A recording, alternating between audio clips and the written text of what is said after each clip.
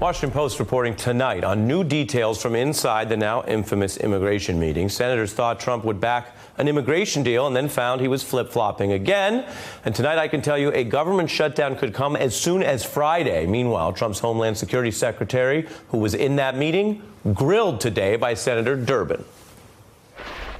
You said on Fox News that the president used strong language. What was that strong language?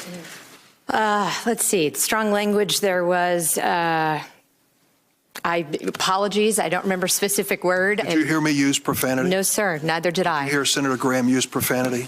I did hear tough language from Senator Graham. Yes, sir. What did he say? He used tough language. He was impassioned. Do you recall that the strong language he used repeated exactly what the president had said prior to that? I remember specific cuss words being used by a variety of members. Meanwhile, we're about to show you Senator Booker with strong words. I receive enough debt.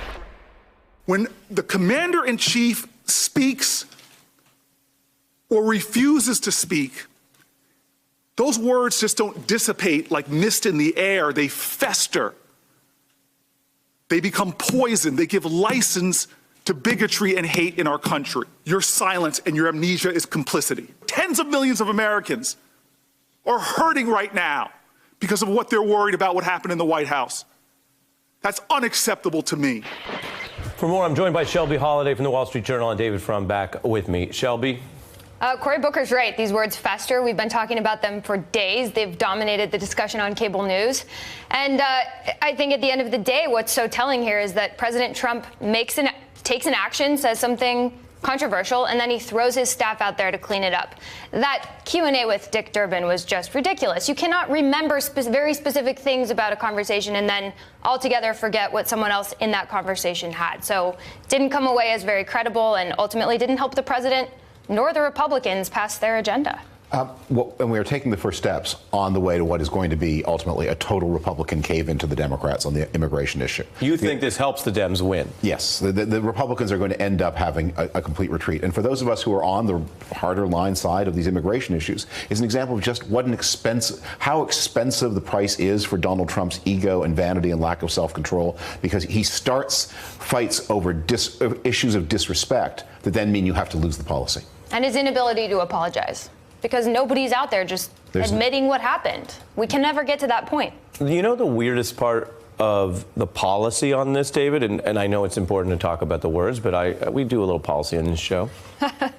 This is an executive action. That is not in debate. There were people who didn't like when Barack Obama took this executive action, people who didn't like when Donald Trump left it in place, and then when, because in part he said of attorneys general from red states suing him, he then announced a plan to let it expire.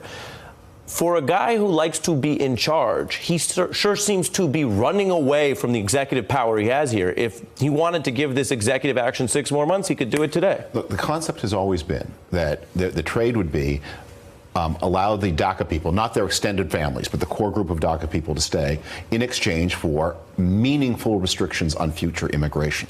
Not the stupid wall, but actual policy, enforcement, entry-exit visas at the workplace, enforcement at the workplace. But Donald Trump doesn't think that way. He's got he wants to provoke, and then he's got an attachment to this symbolic victory of the wall that is, even if he were to get it, even if it were buildable, would be totally meaningless.